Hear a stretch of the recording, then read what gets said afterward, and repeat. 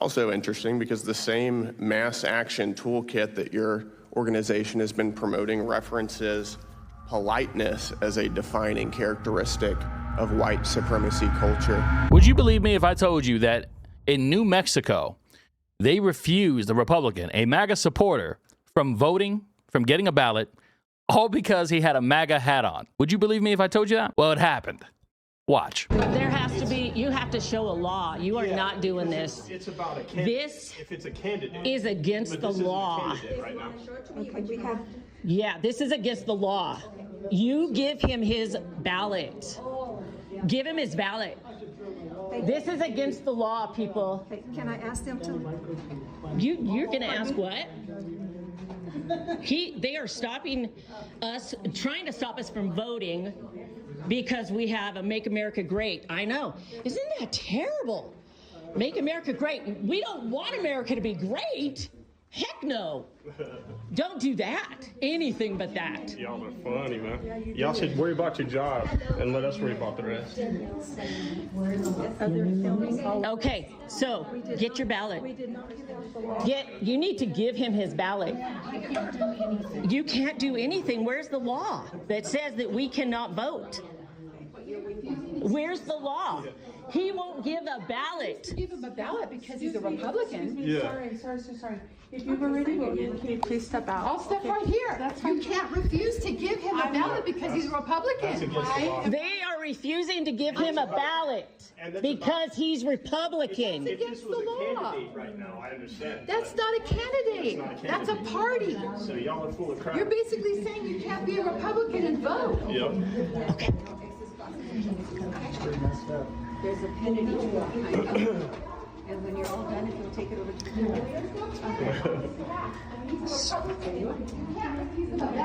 all the way over to the bottom. Yes, you are. She won't give him a ballot. I'm watching. No. Not give him a This ballot. is our right. He is not running for any office. What the hell is going on in this country? He is not running for any office. No, he's not. He's a Republican. We have absolute right to be able to wear a hat like this in here. So they denied this man a ballot in New Mexico because he's wearing a Make America Great Again hat. And just so you understand, if they had their way, this would be the norm across all 50 states.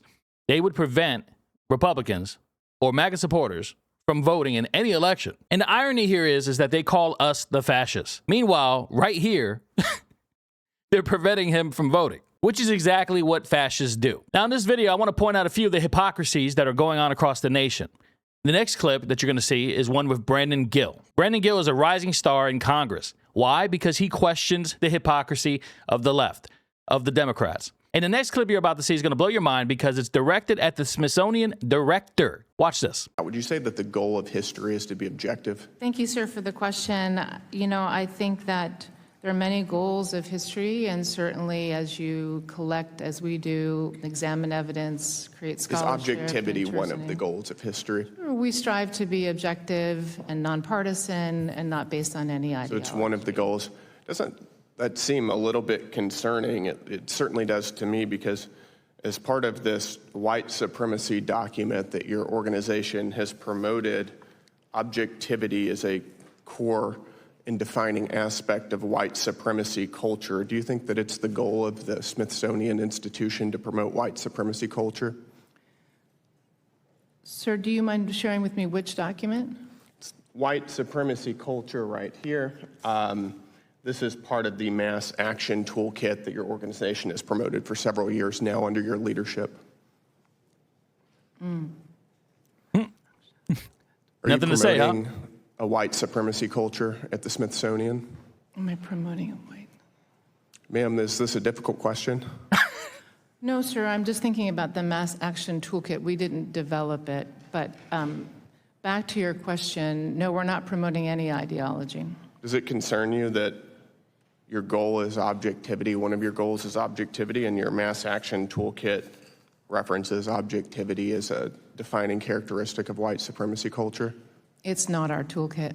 It is your toolkit. You've been promoting it for quite some time. We did not come up with the toolkit, sir. But you've been promoting it. It is used as a reference, I believe, probably in 2019, 2020. Yes. So it's not the Smithsonian's toolkit, but they've also been promoting it. So what is it? It's not yours, but you use it. You promote it. And you're attaching objectivity to white supremacy. So basically you're saying, oh, if you critically think, you're a white supremacist? Let's continue. Yes, under your leadership, it has been used as a reference. Is Mickey Mouse racist? Mickey Mouse is not racist. It's not racist. According to the Smithsonian Institution, one of your exhibits referenced Mickey Mouse as representing, quote, vestiges of longstanding traditions of blackface minstrelsy. Would you describe that as racist? No, the historical trajectory of the origins of Mickey Mouse tie directly So Mickey Mouse is rooted in racism. Is that your testimony? No, sir, it's rooted in minstrelly. Minstrelsy, and you don't think that blackface minstrelsy is racist? It had certain obvious racial overtones that have been well documented. Do you think that that's problematic, that Mickey Mouse also has those racial overtones? It's not for me to determine what's problematic. It's determined to me what's accurate. Is that right? Yes. Is it important to be polite? Excuse me, sir? Is it important to be polite? Yes, sir. It's also interesting because the same mass action toolkit that your organization has been promoting references politeness as a defining characteristic of white supremacy culture. That's crazy. Think about how absurd that is for them to be promoting a document, the Smithsonian, to be promoting a document that states that politeness is inherently a white supremacist idea. The Smithsonian, okay? The Smithsonian is promoting that. It's telling you that, hey, if you're polite, if you open the door for somebody, you hold it open for them, you must be a white supremacist, you know? Chivalry's dead, I guess, because that's what they've been promoting for years at the Smithsonian. But there's even more craziness coming out of this woman that you're about to hear now. I'm moving on because I don't know how much money you spent on getting prepped for this hearing. They did a good job because you're filibustering and not answering a single question from a single Republican.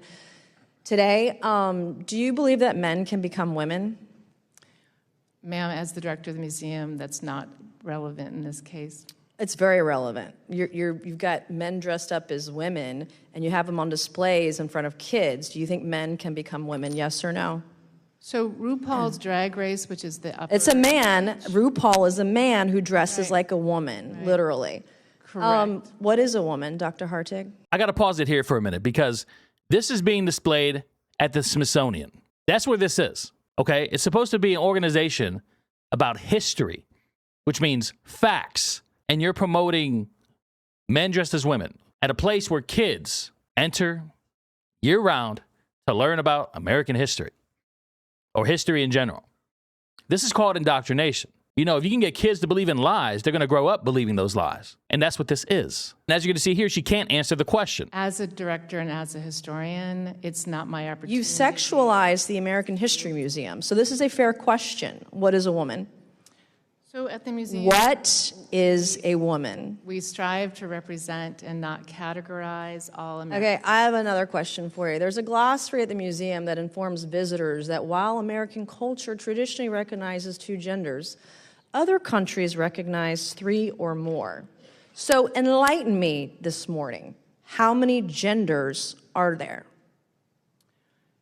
Ma'am, which glossary? This is a display, and that has a glossary that says other countries recognize 3 or more genders. So I would like you to enlighten me today. You're the director of the American History Museum who's sexualized things in front of kids.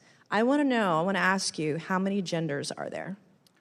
So first of all, I'm happy to get How back many? to you about the glossary. How many genders are there? Sure. And what are they? I'm not sure which glossary you're speaking of. Of course. They just can never answer the question. They don't want to answer the question. And the reason why they don't want to answer the question is because if they tell the truth and actually answer with some integrity, they will get torn apart by the left. They will get torn apart by the people who give them money, who support them in all these categories. They will risk losing their reputation on the left because that's the left-wing ideology. To ignore facts, to ignore truth. It's really that simple. This is what happens to a nation that drifts away from God, the foundation of all our moral standards, all of our Christian principles. The nation's becoming more ungodly, and therefore, because of that, truth doesn't matter. Facts don't matter anymore. Not to these people. And in this last clip, I'm going to show you a clip from Hassan Piker, the radical left-wing extremist who supports terrorists, who has 30,000 viewers on Twitch on the daily, and what he decided to put on the back of his wall. And for all intents and purposes, I suppose he's very proud of this. And I'm showing you this because I want to show you the delusion that these Democrat socialists who are really communists believe. Also, you might have noticed some changes behind me. I finally framed the Cutie Cinderella newspaper from 9/11, the morning of 9/12, the newspaper right there. The newspaper that covered 9/11. It's now officially sitting behind me, and I moved the North Korean poster up in place of the fan art. We're going to find a new place to put all the fan art. Don't you worry. So he put up a newspaper from September 12, 2001, talking about the Trade Center terror attacks. Now, you may think that's nothing. But when you know who Hassan Piker is, the communist, America-hating, terrorist-supporting person that he is, you understand this is a celebration for him. And notice he also mentioned that he moved the North Korea poster just above it. But I want you to look behind him, see what else is there. He has the CCP flag, the Chinese flag, right? Communist country. He's a big fan of communist China, if you haven't heard. The Cuban flag is back there. Basically, everything communist. He even has the Communist Manifesto and is a big supporter of Marxism. So if you didn't know that, this is the person that the Democrat socialists are heavily involved in, whom he supports, they support. This man supports terrorists. On his live stream, he said as much that he supports. In his words, he supports the Houthis 10 toes down. His words. He said a lot more horrible things on his stream. Never been banned on Twitch for it. But this is a reflection of the entire Democrat establishment, specifically the communists who are rising under Mamdani. All this to say that this nation is losing its way because we're falling away from God. Now, there is a big revival happening right now. Charlie Kirk brought a lot of the youth back to God. And since his passing, a lot more have found their way to Christ, which is what needs to happen. But I'm going to say something that for some reason a lot of Christians and a lot of people that aren't Christians may think is radical. And here's what I'm going to say. And I didn't make this up. I didn't get this from me. It just made sense when I heard it. This is from Lake Point Church, Pastor Josh Howerton, who said, when godly men fall away from politics, ungodly men will take their place. And that's exactly what's happened. It's the reason why I started this channel. I'm just an average citizen who's paying attention. I love Christ. I love Jesus. And I feel like more of us need to speak on these things, because if we don't, the ungodly will continue to take over. And I'll have you know, there's millions of atheists that believe the same. They understand that Christianity is the source of a lot of the moral principles that we have in the West.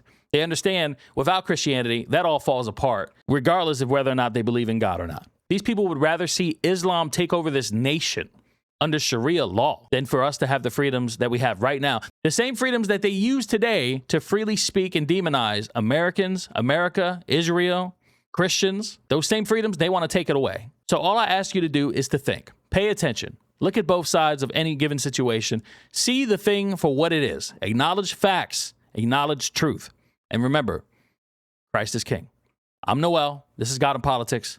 I'm out.